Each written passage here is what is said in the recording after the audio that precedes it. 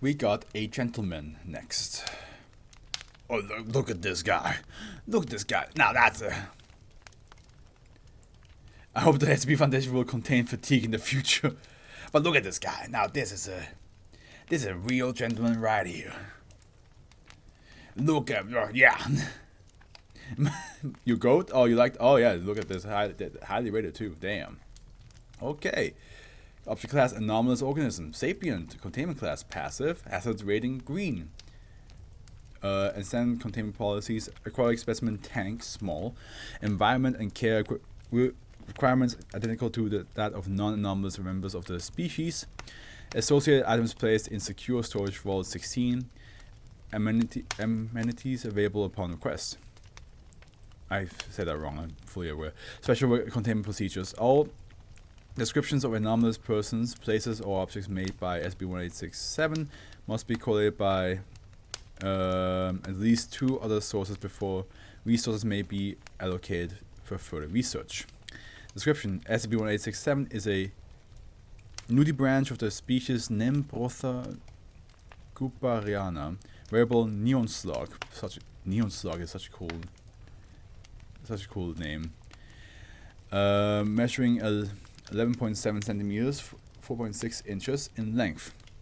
There are no physical differences between SCP-1867 and any other members of its species. I read what you said, by the way. I just don't respond. SCP-1867 is sapient and capable of telepathic communication with the same range as a typical human voice.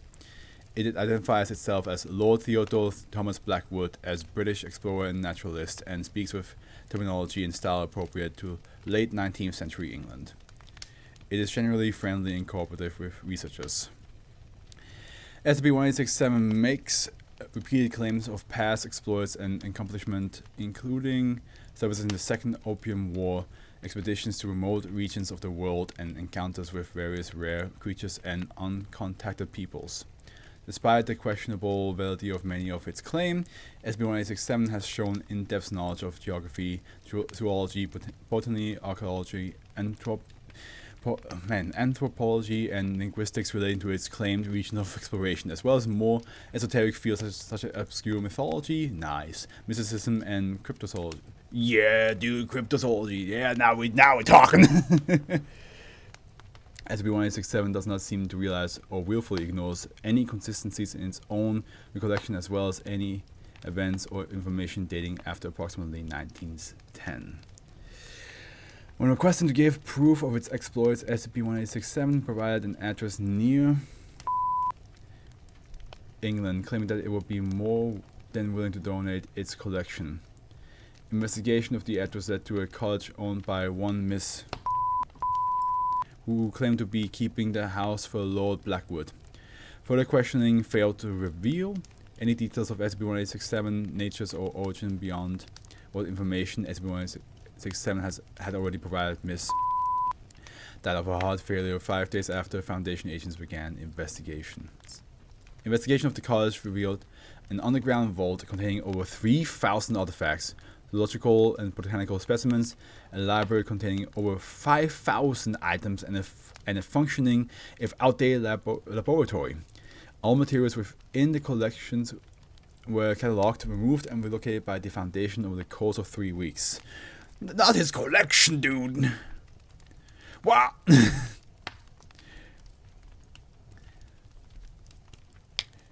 He Indiana Jones them all in the fair way, and you can't just take it all. You're like, no, it's ours now. Addendum 1. A full listing of items recovered from SCP-1867's collection may be found in document-VL. A summary of noteworthy items is as follows: 116 unknown species of plants, 107 unknown species of insects, 28 unknown species of lizards, 23 unknown species of fish, 14 unknown species of amphibians, 12 unknown species of mammals, fossils pertaining to 8 unknown species of dinosaur, fossils pertaining to 12 unknown species of prehistoric mammal, artifacts belonging to 23 unknown indigenous cultures, American when they steal the contents of the... Yeah, absolutely. 35 handwritten journals containing recordings of events described by SCP-1867, written accounts matched with verbal safe variations and exaggeration on the part of SCP-1867 in retelling and have been dated to the appropriate time period of the events described. 20 kilograms of processed opium.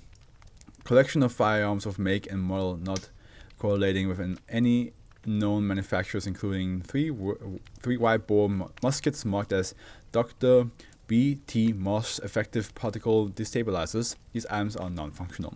Detailed globes of Mercury, Venus, Mars, and the Galilean moons, accompanied by notes detailing possible paths of surface exploration. A heavily modified 4-seat horse carriage containing instruments of unknown purpose. A note attached to the door reads, "On the Fritz, speak with Henry."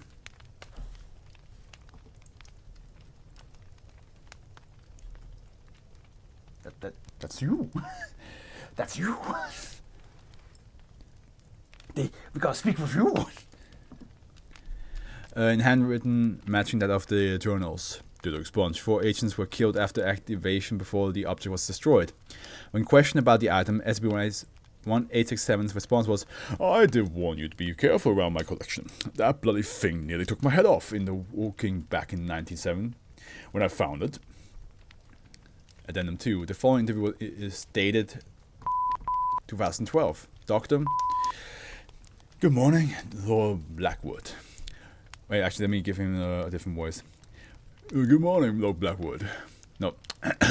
yeah, good morning, Lord Blackwood. Ah, good morning, Doctor. Wonderful to see you. Come in. Have yourself a seat. Now, if I remember correctly, the last time you were here, I was telling you about the time I was captured by the Ubula tribe of the Congo. Actually, I had some questions about that story today. Our research turned up no trace of that people. They don't seem to exist. Of course not! There weren't any of the Ubula left after the village was attacked by the Mokole That. I still regret not being able to hit back that monster when I had the chance. It is a persistently elusive creature. That's a stretch, sir. Do you have any corroboration evidence? Just to make sure that what you're saying is true. There's always a chance that your vault was filled with fakes. Nonsense! I will never fabricate any of my work. Why, it's against the very heart of being a naturalist. While I'm being repeatedly amazed by your institution here, you seem to be missing the explorer's spirit. When I scaled the Himalayas in search of the monks of the Golden Mountain, did I worry about what others had said about them? Of course not. I went and found out for myself. Climbed mountains with my own 2 hands. You do realize that you're a sea slug, right? Good heavens, boy. Have you been drinking? That's utterly ridiculous. If you can't be bothered to be sensible, I have no reason to speak with you. Go get yourself a nice cup of tea and sober up. I love this guy.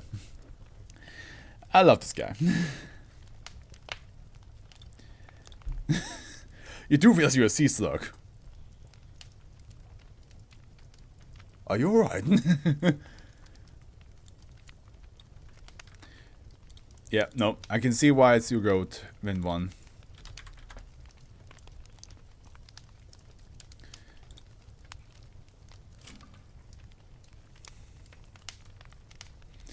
I can totally see why that's the case. Absolute goat.